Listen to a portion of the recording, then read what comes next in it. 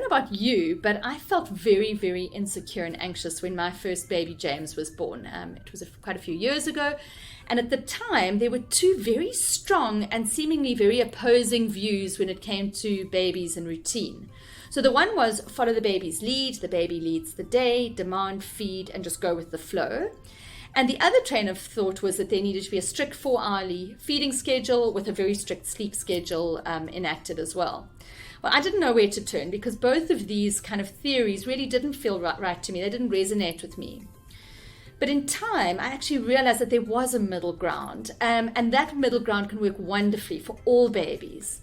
So what is that middle ground? It's a flexible routine with sensible guidelines for sleep, for awake times, and then also for feed times. And this has to be based on your baby's age.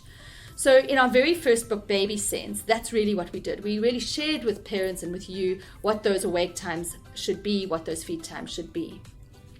Now, I've taken these principles from the Baby Sense book and from my other books, and I've put these into the Parent Sense app.